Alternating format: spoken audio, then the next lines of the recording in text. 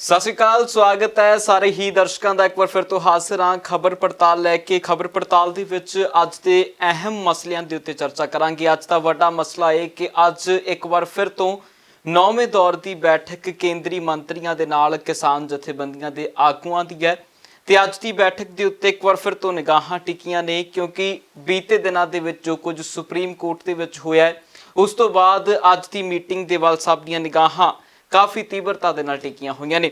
ਹੋਰ ਮਸਲੇ ਹੋਣਗੇ। ਪੰਜਾਬ ਕੈਬਨਿਟ ਦੀ ਬੈਠਕ ਹੋਈ ਹੈ ਬੀਤੇ ਦਿਨਾਂ ਦੇ ਵਿੱਚ, ਉਸ ਦੇ ਵਿੱਚ ਖਾਸ ਮਸਲੇ ਨੇ ਜਿਹੜੇ ਵਿਚਾਰੇ ਗਏ ਨੇ ਉਸ ਦੇ ਉੱਤੇ ਵੀ ਚਰਚਾ ਕਰਾਂਗੇ। ਤੇ ਨਾਲ ਹੀ ਭੁਪਿੰਦਰ ਸਿੰਘ ਮਾਨ ਜੋ ਕਿ ਸੁਪਰੀਮ ਕੋਰਟ ਦੀ ਕਮੇਟੀ ਦੇ ਆਗੂ ਸਨ, ਕਿਸਾਨ ਆਗੂ ਸਨ, ਉਹਨਾਂ ਦੇ ਵੱਲੋਂ ਅਸਤੀਫਾ ਕਮੇਟੀ ਦੇ ਵਿੱਚੋਂ ਦੇ ਦਿੱਤਾ ਗਿਆ, ਇਸ ਦੇ ਉੱਤੇ ਵੀ ਚਰਚਾ ਇਸ ਪ੍ਰੋਗਰਾਮ ਦੇ ਵਿੱਚ ਕਰਾਂਗੇ। ਸਭ ਤੋਂ ਪਹਿਲਾਂ ਸੁਰਿੰਦਰ ਡੱਲਾ ਹੋਣਾ ਦਾ ਸਵਾਗਤ ਕਰਾਂਗੇ, ਫਿਰ ਚਰਚਾ ਦੇ ਵੱਲ ਵਧਾਂਗੇ। ਡੱਲਾ ਜੀ ਸਵਾਗਤ ਹੈ ਜੀ। ਬਹੁਤ ਧੰਨਵਾਦ ਜੀ ਸਾਰਿਆਂ ਦਾ। ਡੱਲਾ ਜੀ ਸਭ ਤੋਂ ਪਹਿਲਾਂ ਤਾਂ ਅੱਜ ਦੀ ਮੀਟਿੰਗ ਨੂੰ ਕਿੱਦਾਂ ਵੇਖ ਰਹੇ ਹੋ? ਜੋ ਸੁਪਰੀਮ ਕੋਰਟ ਦੇ ਵਿੱਚ ਜੋ ਕੁਝ ਵਰਤਾਰਾ ਹੋਇਆ ਹੈ, ਜਿਸ ਤੋਂ ਬਾਅਦ ਸਟੇ ਹੁੰਦੇ ਨੇ ਕਾਨੂੰਨ, ਤੇ ਅੱਜ ਫਿਰ ਇੱਕ ਬੈਠਕ ਹੈ, ਉਸ ਬੈਠਕ ਨੂੰ ਕਿੱਦਾਂ ਵੇਖ ਰਹੇ ਹੋ? ਬਿਲਕੁਲ ਗਗਨ, ਦੇਖੋ ਮੈਨੂੰ ਵੀ ਇਹ ਲੱਗਦਾ ਕਿ ਕੋਈ ਖਾਸ ਅੱਜ ਦੀ ਮੀਟਿੰਗ ਦੇ ਵਿੱਚੋਂ ਨਤੀਜਾ ਨਹੀਂ ਨਿਕਲਣਾ। ਮੈਨੂੰ ਇਹ ਲੱਗਦਾ ਕਿ ਕਿਸਾਨ ਸਿਰਫ ਇੱਕ ਮਾਣ ਰੱਖਣ ਜਾ ਰਹੇ ਨੇ ਸਰਕਾਰ ਦਾ। ਸਰਕਾਰ ਭਾਵੇਂ ਨਹੀਂ ਮਾਣ ਰੱਖ ਰਹੀ ਜਿੰਨਾ ਰੱਖਣਾ ਚਾਹੀਦਾ, ਕਿਸਾਨ ਇਸ ਕਰਕੇ ਮਾਣ ਰੱਖਣ ਜਾ ਰਹੇ ਨੇ। ਮੈਨੂੰ ਲੱਗਦਾ ਗਗਨ ਕਿ ਜੇ ਨਾ ਗਏ ਕਿਸਾਨ ਤੇ ਸਾਡੇ ਮੁਲਕ 'ਚ ਗੋਦੀ ਮੀਡੀਆ ਵੀ ਹੈ ਇੱਕ, ਉਹਨਾਂ ਨੇ ਫਿਰ ਪੰਜਾਬ ਦੇ ਕਿਸਾਨਾਂ ਨੂੰ, ਅੰਦੋਲਨਕਾਰੀ ਕਿਸਾਨਾਂ ਨੂੰ ਭੰਡਣਾ ਸ਼ੁਰੂ ਕਰ ਦੇਣਾ ਹੈ ਕਿ ਸਰਕਾਰ ਬੁਲਾ ਰਹੀ ਸੀ, ਮੀਟਿੰਗ ਦਾ ਸਮਾਂ ਤੈਅ ਸੀ, ਕਿਸਾਨ ਮਿਲਣ ਨਹੀਂ ਗਏ। ਦੇਖੋ, ਜਦੋਂ ਸਰਕਾਰ ਨੇ ਕਹਿ ਹੀ ਰੱਖਿਆ ਕਿ ਅਸੀਂ ਕਾਨੂੰਨ ਰੱਦ ਨਹੀਂ ਕਰਨੇ, ਅਸੀਂ ਤਾਂ ਸੰਸ਼ੋਧਨਾਂ 'ਤੇ ਗੱਲ ਕਰਨੀ ਹੈ, ਤੇ ਕਿਸਾਨ ਜਿਹੜੇ ਸੁਪਰੀਮ ਕੋਰਟ ਤੱਕ ਇਹ ਸੁਨੇਹਾ ਦੇ ਰਹੇ ਨੇ ਕਿ ਅਸੀਂ ਕਮੇਟੀ ਅੱਗੇ ਨਹੀਂ ਜਾਣਾ, ਅਸੀਂ ਤਾਂ ਕਾਨੂੰਨ ਹੀ ਰੱਦ ਕਰਾਉਣੇ ਨੇ, ਤੇ ਫਿਰ ਇਸ ਮੀਟਿੰਗ ਦਾ ਮਤਲਬ ਕੀ ਹੈ? ਮੈਨੂੰ ਇਹ ਲੱਗਦਾ ਇਹ ਮੀਟਿੰਗ ਸਿਰਫ ਖਾਨਾ ਪੂਰਤੀ ਹੈ। ਕਿਸਾਨ ਸਿਰਫ ਇਸ ਕਰਕੇ ਜਾ ਰਹੇ ਨੇ ਵੀ ਕੇਂਦਰ ਸਰਕਾਰ ਸਾਨੂੰ ਲਾਂਭਾ ਨਾ ਦੇ ਦੇ ਵੀ ਕਿਸਾਨ ਨੇ ਜਿਹੜੇ ਉਹ ਮੀਟਿੰਗ 'ਚ ਨਹੀਂ ਆਏ। ਸੋ ਇਸ ਕਰਕੇ ਇਸ ਮੀਟਿੰਗ 'ਚ ਮੈਨੂੰ ਕੋਈ ਆਸ ਨਹੀਂ ਗਗਨ। ਪਹਿਲੀਆਂ ਮੀਟਿੰਗਾਂ ਵੀ ਆਪਾਂ ਦੇਖ ਲਈਆਂ, ਮੈਨੂੰ ਨਹੀਂ ਲੱਗਦਾ ਕਿ ਇਸ ਮੀਟਿੰਗ ਦੇ ਵਿੱਚੋਂ ਕੁਝ ਨਿਕਲੂਗਾ। ਹਾਂ, ਅਗਰ ਰਾਤੋਂ ਰਾਤ ਪਿਛਲੇ 2-3 ਦਿਨਾਂ ਤੱਕ ਸਰਕਾਰ ਬਹੁਤ ਵੱਡੇ ਪੱਧਰ 'ਤੇ ਜਾਗਰੂਕ ਹੋ ਗਈ ਹੋਵੇ, ਸਰਕਾਰ ਨੂੰ ਲੱਗਿਆ ਹੋਵੇ ਕਿ ਸੁਪਰੀਮ ਕੋਰਟ ਨੇ ਕਾਨੂੰਨਾਂ ਦੇ ਅਮਲ 'ਤੇ ਰੋਕ ਲਾਤੀ ਹੈ, ਸਰਕਾਰ ਨੂੰ ਲੱਗਿਆ ਹੋਵੇ ਕਿ ਸਾਡੇ ਕਿਸਾਨਾਂ ਦੀਆਂ ਮੰਗਾਂ ਜਾਇਜ਼ ਨੇ, ਉਹ ਖੁਦਕੁਸ਼ੀਆਂ ਕਰ ਰਹੇ ਨੇ, ਆਰਥਿਕ ਤੌਰ 'ਤੇ ਪਰੇਸ਼ਾਨ ਨੇ, ਹੋ ਸਕਦਾ ਹੈ ਸਰਕਾਰ ਤੋਹਫਾ ਦੇ ਦੇ, ਮੋਦੀ ਸਾਹਿਬ ਮਕਰ ਸੰਕ੍ਰਾਂਤੀ ਦਾ, ਲੋਹੜੀ ਦਾ ਤੋਹਫਾ ਦੇ ਦੇਣ, ਹੋ ਸਕਦਾ ਵੀ ਅਸੀਂ ਕਾਨੂੰਨ ਰੱਦ ਕਰਦੇ ਹਾਂ ਤੇ ਨਵੇਂ ਸਿਰੇ ਤੋਂ ਬਣਾਵਾਂਗੇ, ਪਰ ਇਹਦੀ ਸੰਭਾਵਨਾ ਜਿਹੜੀ ਬਹੁਤ ਘੱਟ ਹੈ।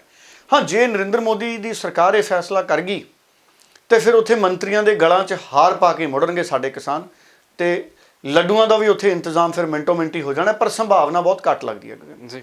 ਕਈ ਵਾਰੀ ਕਹਿੰਦੇ ਨੇ ਨਾ, ਦੇੜੀਆਂ ਤੋਂ ਘਰ ਦੇ ਭਾਗ ਦਿਖ ਜਾਂਦੇ ਨੇ।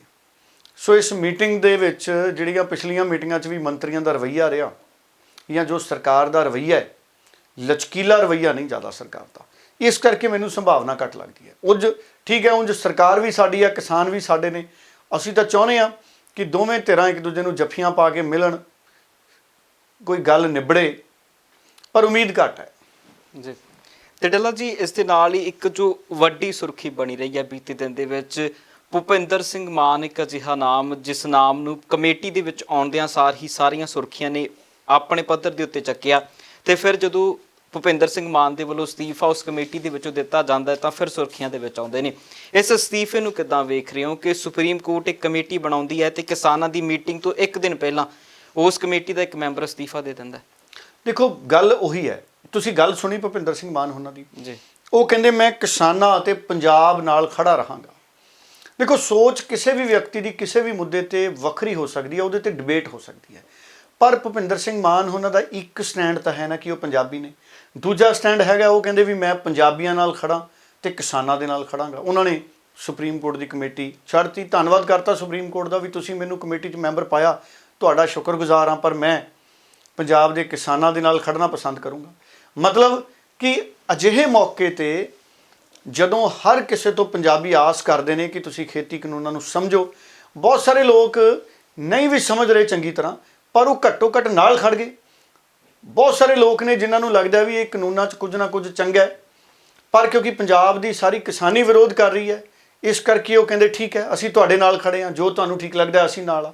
ਮਤਲਬ ਭੁਪਿੰਦਰ ਸਿੰਘ ਮਾਨ ਉਹਨਾਂ ਦੀ ਸੋਚ ਕੁਝ ਵੀ ਹੋਵੇ ਇਹਨਾਂ ਕਾਨੂੰਨਾਂ 'ਤੇ, ਪਰ ਉਹਨਾਂ ਨੇ ਇਹ ਕਹਿ ਕੇ ਵੀ ਮੈਂ ਕਿਸਾਨਾਂ ਤੇ ਪੰਜਾਬ ਨਾਲ ਖੜਾ, ਹੈ ਜੀ, ਪੰਜਾਬ ਪ੍ਰਤੀ ਆਪਣੀ ਦੇਸ਼ ਭਗਤੀ ਤਾਂ ਦਿਖਾਤੀ ਹੈ ਗਗਨ ਜੀ। ਜੀ ਸੋਚ ਕੁਝ ਵੀ ਹੋਵੇ ਉਹਨਾਂ ਦੀ, ਲੋੜ ਵੇਲੇ ਤਾਂ ਨਾਲ ਖੜ ਗਏ ਨਾ ਜੀ, ਹੈ ਜੀ। ਜੀ ਪੁਰਾਣੀ ਕਹਾਵਤ ਹੈ ਨਾ ਕਿ ਦੋਸਤ ਉਹੀ ਜਿਹੜਾ ਲੋੜ ਵੇਲੇ ਕੰਮ ਆਵੇ, ਹੈ ਜੀ।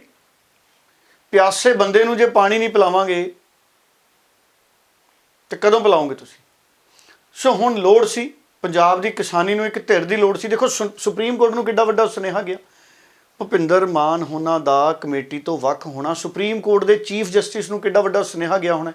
ਚੀਫ ਜਸਟਿਸ ਸੋਚਦਾ ਹੋਣਾ ਕਿ ਪੰਜਾਬ ਦੇ ਕਿਸਾਨ ਅਗਰ ਨਹੀਂ ਪੇਸ਼ ਹੋਣ ਆ ਰਹੇ ਕਮੇਟੀ ਦੇ ਅੱਗੇ, ਉਹਨਾਂ ਦੇ ਖਦਸ਼ਿਆਂ ਨੂੰ ਦੇਖਦੇ ਅਗਰ ਭੁਪਿੰਦਰ ਸਿੰਘ ਮਾਨ ਵੀ ਬਾਹਰ ਹੋ ਗਏ ਨੇ, ਇਹਦਾ ਮਤਲਬ ਹੈ ਕਿ ਪੰਜਾਬ 'ਚ ਜ਼ਮੀਨੀ ਸਥਿਤੀਆਂ ਨੂੰ ਹੋਰ ਸਮਝਣ ਦੀ ਲੋੜ ਹੈ।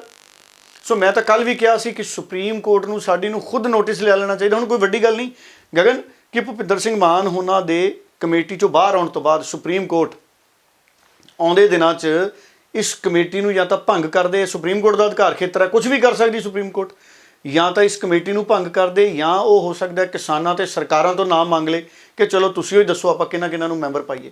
ਫਿਰ ਕਿਸਾਨ ਵੀ ਆਪਣੇ ਨਾਂ ਦੇ ਦੇਣਗੇ, ਸਰਕਾਰ ਵੀ ਆਪਣੇ ਨਾਂ ਦੇ ਦਊਗੀ, ਫਿਰ ਸਾਂਝੀ ਕਮੇਟੀ ਬਣੂਗੀ, ਫਿਰ ਦੋਵੇਂ ਕਮੇਟੀਆਂ ਦੇ ਜਿਹੜੇ ਮੈਂਬਰ ਨੇ ਉਹ ਆਪਸ 'ਚ ਸਲਾਹ ਮਸ਼ਵਰਾ ਕਰਦੇ ਰਹਿਣਗੇ।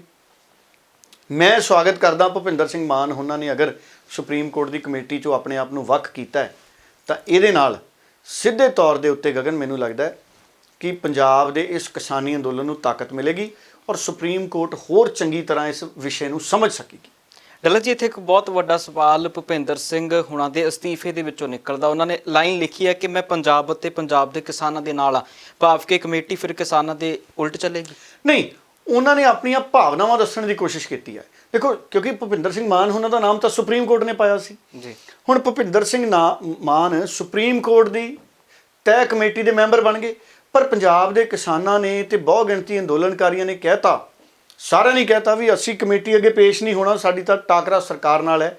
ਗੱਲਾਂ ਇਹ ਵੀ ਆ ਗਈਆਂ ਕਿ ਜਿਹੜੇ ਕਮੇਟੀ ਦੇ ਮੈਂਬਰ ਨੇ ਉਹਨਾਂ ਦੀਆਂ ਵਿਚਾਰਧਾਰਾ ਇਹਨਾਂ ਕਾਨੂੰਨਾਂ ਨੂੰ ਲੈ ਕੇ ਪਹਿਲਾਂ ਤੋਂ ਉਜਾਗਰ ਹੈ। ਉਹ ਕੁਝ ਵੀ ਹੋ ਸਕਦੀ ਹੈ, ਹੱਕ ਦੀ ਹੋ ਸਕਦੀ, ਖਿਲਾਫ ਦੀ ਹੋ ਸਕਦੀ, ਮੈਂ ਉਹਦੇ 'ਚ ਨਹੀਂ ਚਾਹੁੰਦਾ।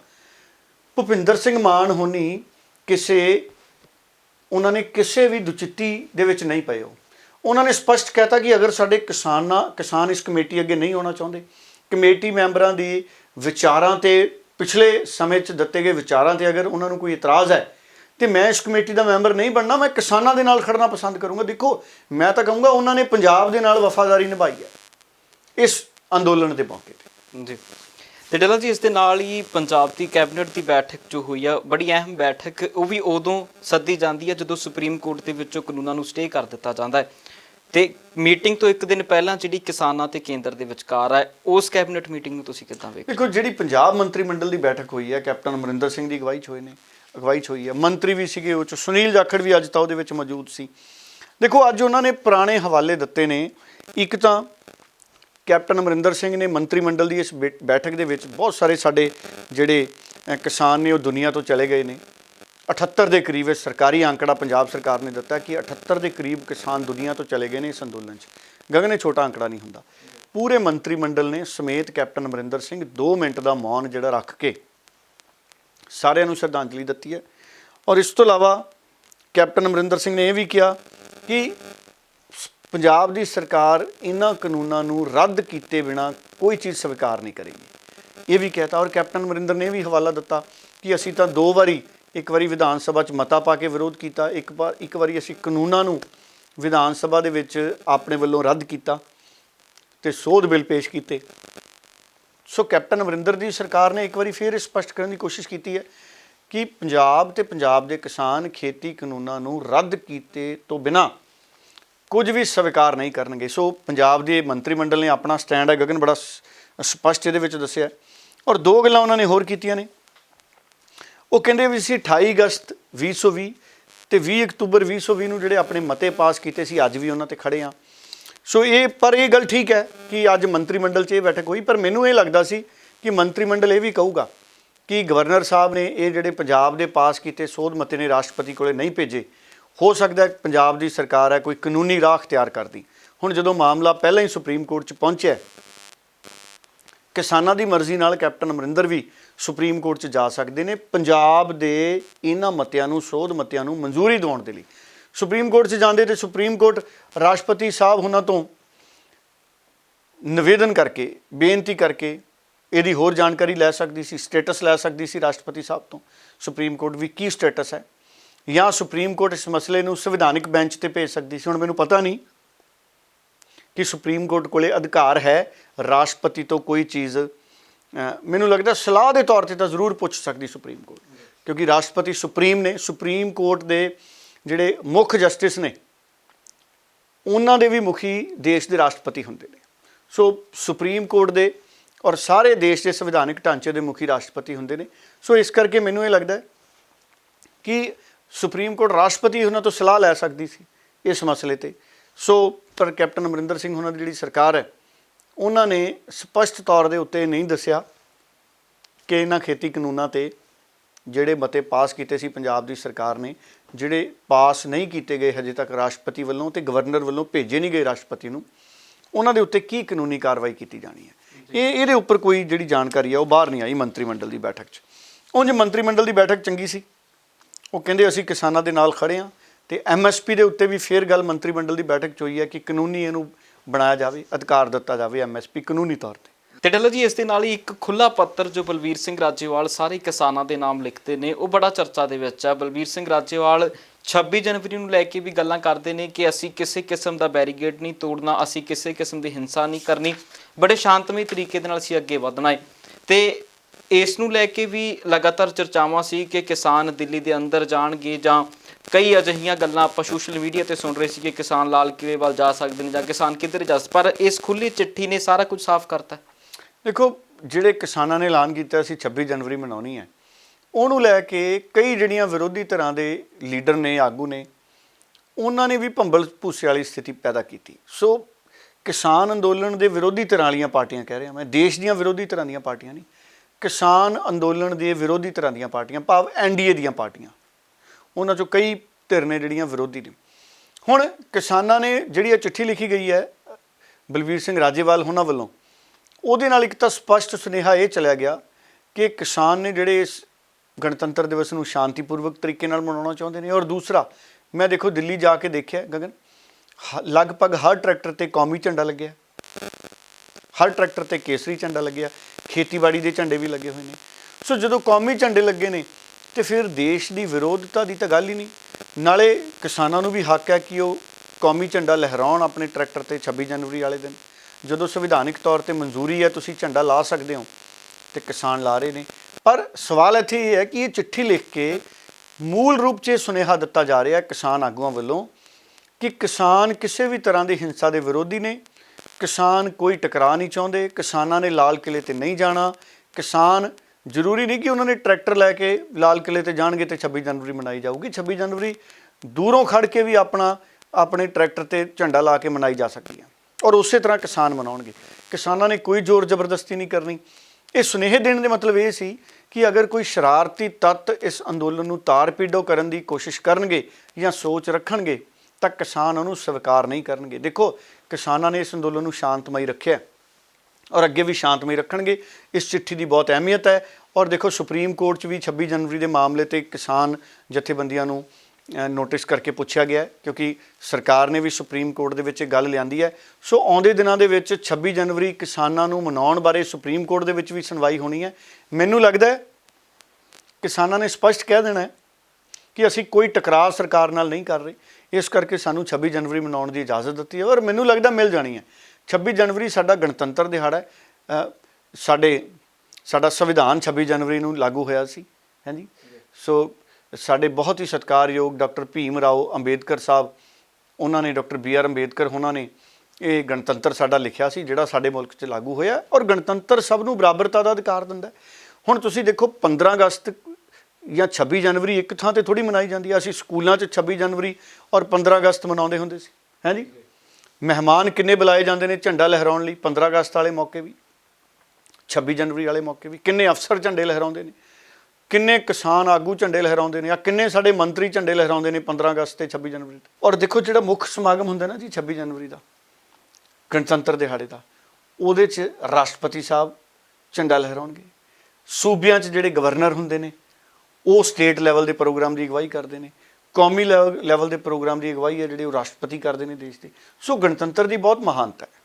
ਤੇ ਡੱਲਾ ਜੀ, ਇੱਕ ਜਾਂਦੇ ਜਾਂਦੇ ਸਵਾਲ ਕਿਸਾਨਾਂ ਦੇ ਮੁਕਤਸਰ ਸਾਹਿਬ ਦੇ ਵਿੱਚ ਕੀਤੀ ਗਈ ਰੈਲੀ ਦੇ ਉੱਤੇ ਜ਼ਰੂਰ ਲਵਾਂਗਾ ਕਿ ਸਿਆਸੀ ਕਾਨਫਰੰਸਾਂ ਨਹੀਂ ਇਸ ਵਾਰ ਮੁਕਤਸਰ ਸਾਹਿਬ ਦੇ ਵਿੱਚ ਹੋਈਆਂ, ਪਰ ਇੱਕ ਕਿਸਾਨਾਂ ਦੀ ਬਹੁਤ ਵੱਡੀ ਰੈਲੀ ਹੋਈ ਹੈ ਜਿੱਥੇ ਕਿਸਾਨ ਆਗੂ ਡੱਲੇਵਾਲ ਪਹੁੰਚਦੇ ਨੇ ਤੇ ਉਹਨਾਂ ਦੇ ਵੱਲੋਂ ਵੱਖ-ਵੱਖ ਵਿਚਾਰਾਂ ਉੱਥੇ ਦਿੱਤੀਆਂ ਜਾਂਦੀਆਂ ਨੇ। ਇਹਨੂੰ ਕਿੱਦਾਂ ਵੇਖ ਰਹੇ ਹੋ ਕਿ ਕਿਸਾਨ ਲਾਮਬੰਦੀ ਕਿਸ ਤਰ੍ਹਾਂ ਹੋ ਰਹੀ ਹੈ, ਜਿੱਦਾਂ ਕਦੇ ਸਿਆਸੀ ਪਾਰਟੀਆਂ ਦੇ ਵੱਲੋਂ ਮੁਕਤਸਰ ਸਾਹਿਬ ਦੇ ਵਿੱਚ ਮਾਘੀ ਦੇ ਮੇਲੇ ਤੇ ਵੱਡੀਆਂ ਪ੍ਰੈਸ ਕਾਨਫਰੰਸਾਂ ਕੀਤੀਆਂ ਜਾਂਦੀਆਂ ਸੀ, ਹੁਣ ਕਿਸਾਨ ਕਰ ਰਹੇ ਨੇ? ਦੇਖੋ, ਗੱਲ ਇਹ ਹੈ ਵੀ ਸਿਆਸੀ ਪਾਰਟੀਆਂ ਦੀਆਂ ਰੈਲੀਆਂ ਨਹੀਂ ਹੋ ਰਹੀਆਂ, ਉਹ ਤਾਂ ਗੱਲ ਚੰਗੀ ਜੀ। ਸਿਆਸੀ ਪਾਰਟੀਆਂ ਨੂੰ ਜਿਹੜੇ ਸਾਡੇ ਇੰਨੇ ਸਤਿਕਾਰਯੋਗ ਸਾਡੇ ਧਾਰਮਿਕ ਸਮਾਗਮ ਨੇ, ਸ਼ਰਧਾ ਆਸਥਾ ਵਾਲੇ ਧਾਰਮਿਕ ਸਮਾਗਮ ਨੇ, ਉੱਥੇ ਜਾ ਕੇ ਸਿਆਸਤ ਕਰਨ ਦਾ ਉਹਨਾਂ ਨੂੰ ਮੌਕਾ ਨਹੀਂ ਦੇਣਾ ਚਾਹੀਦਾ। ਔਰ ਚੰਗੀ ਗੱਲ ਵੀ ਹੈ ਕਿ ਸਾਡੀਆਂ ਸਿਆਸੀ ਪਾਰਟੀਆਂ ਹੌਲੀ ਹੌਲੀ ਸਿਆਣੀਆਂ ਹੋਈ ਜਾਂਦੀਆਂ ਨੇ ਤੇ ਹੁਣ ਧਾਰਮਿਕ ਸਮਾਗਮਾਂ ਦੇ ਵਿੱਚ ਸਿਆਸੀ ਕੱਪੜ ਇੱਕ ਦੂਜੇ ਤੇ ਕੂੜਾ ਨਹੀਂ ਸੁੱਟਦੀਆਂ, ਕਿਉਂਕਿ ਜਦੋਂ ਇਹ ਸਿਆਸੀ ਪਾਰਟੀਆਂ ਪਹੁੰਚ ਜਾਂਦੀਆਂ ਨੇ ਨਾ ਅਜਿਹੇ ਸਮਾਗਮਾਂ ਤੇ, ਇਹ ਇੱਕ ਦੂਜੇ ਤੇ ਬਹੁਤ ਫਿਰ ਊਲ ਜਲੂਲ ਬਿਆਨ ਵੀ ਦਿੰਦੇ ਨੇ ਲੀਡਰ। ਸੋ ਇਹ ਸਿਆਸੀ ਦੂਸ਼ਣਬਾਜ਼ੀ ਹੈ ਜਿਹੜੀ ਉਹ ਨਹੀਂ ਕਰ ਰਹੀਆਂ, ਇਹ ਗੱਲ ਚੰਗੀ ਹੈ। ਪਰ ਜਦੋਂ ਗੱਲ ਕਿਸਾਨਾਂ ਦੀ ਆ ਗਈ, ਉਹ ਤਾਂ ਅੰਨ ਪੈਦਾ ਕਰਨ ਵਾਲੇ ਲੋਕ ਨੇ। ਕਿਸਾਨ ਤਾਂ ਮੈਂ ਇਹ ਕਹਿਣਾ ਜਿਵੇਂ ਆਪਾਂ ਡਾਕਟਰ ਨੂੰ ਰੱਬ ਮੰਨਦੇ ਹਾਂ, ਹਾਂਜੀ, ਜਾਨ ਬਚਾਉਣ ਵਾਲਾ ਡਾਕਟਰ ਰੱਬ ਹੈ ਜੇ, ਤੇ ਜਾਨ ਪ੍ਰਾਣ ਬਹਾਲ ਰੱਖਣ ਵਾਲਾ ਕਿਸਾਨ ਵੀ ਰੱਬ ਹੀ ਹੈ, ਉਹ ਵੀ ਰੱਬ ਦਾ ਹੀ ਰੂਪ ਹੈ। ਸੋ ਇਸ ਕਰਕੇ ਜਿਹੜੀ ਕਿਸਾਨਾਂ ਦੀ ਇਹ ਰੈਲੀ ਹੈ, ਇਹਨੂੰ ਸਿਆਸਤ ਪੱਖੋਂ ਨਾ ਦੇਖੀਏ। ਕਿਸਾਨੀ ਤਾਂ ਸਾਡੇ ਧਰਮ ਦਾ ਹਿੱਸਾ ਹੈ ਕਿਸਾਨੀ।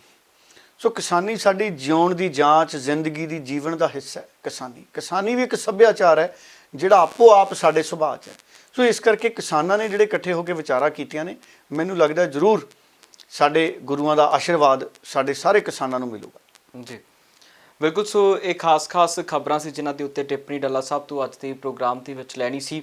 ਸੋ ਅੱਜ ਦੇ ਦਿਨ ਦੇ ਉੱਤੇ ਨਿਗਾਹਾਂ ਬਣਾ ਕੇ ਰੱਖਾਂਗੇ, ਕਿਉਂਕਿ ਅੱਜ ਦਾ ਦਿਨ ਕਿਸਾਨੀ ਅੰਦੋਲਨ ਲਈ ਹਾਲਾਂਕਿ ਬੇਸਿੱਟਾ ਮੀਟਿੰਗ ਰਹਿਣ ਦੀਆਂ ਉਮੀਦਾਂ ਨੇ, ਕਿਉਂਕਿ ਹਰ ਪਾਸੇ ਚਰਚਾਵਾਂ ਹੀ ਨੇ, ਪਰ ਉਮੀਦ ਕਰਾਂਗੇ ਕਿ ਜੇਕਰ ਸਰਕਾਰ ਉਦੋਂ ਤੱਕ ਮੀਟਿੰਗਾਂ ਦਾ ਦੌਰ ਕਰਦੀ, ਕਿਉਂਕਿ 12 ਵਜੇ ਮੀਟਿੰਗ ਸ਼ੁਰੂ ਹੋਣੀ ਹੈ, ਉਸ ਤੋਂ ਪਹਿਲਾਂ ਮੰਤਰੀਆਂ ਅਤੇ ਅਫਸਰਾਂ ਦੇ ਵਿਚਕਾਰ ਮੀਟਿੰਗਾਂ ਹੋਣਗੀਆਂ। ਇਹਨਾਂ ਮੀਟਿੰਗਾਂ ਦੇ ਦੌਰਾਨ ਕੋਈ ਅਜਿਹਾ ਫੈਸਲਾ ਹੋ ਜਾਵੇ ਤਾਂ ਜੋ ਕਿਸਾਨਾਂ ਦੇ ਇਸ ਅੰਦੋਲਨ ਨੂੰ ਸਮਾਪਤ ਕਰਨ ਦੇ ਲਈ ਕੋਈ ਨਾ ਕੋਈ ਰਣਨੀਤੀ ਸਰਕਾਰ ਵੀ ਉਲੀਕੇ ਤੇ ਕਿਸਾਨੀ ਹੱਕ ਦੇ ਵਿੱਚ ਫੈਸਲਾ ਲਵੇ, ਕਿਉਂਕਿ ਲਗਾਤਾਰ ਜਿਹੜਾ ਮੌਤਾਂ ਦਾ ਸਿਲਸਿਲਾ ਇਸ ਕਿਸਾਨੀ ਅੰਦੋਲਨ ਦੇ ਵਿੱਚ ਵੱਧਦਾ ਜਾ ਰਿਹਾ। 78 ਦੇ ਕਰੀਬ ਅੰਕੜਾ ਜਿਹੜਾ ਹੁਣ ਤੱਕ ਸਰਕਾਰੀ ਅੰਕੜਾ ਜੋ 78 ਦੇ ਕਰੀਬ ਪਹੁੰਚ ਚੁੱਕਿਆ। ਸੋ ਇਹ ਬਹੁਤ ਵੱਡਾ ਅੰਕੜਾ, 50 ਦਿਨਾਂ ਦੇ ਵਿੱਚ 78 ਮੌਤਾਂ।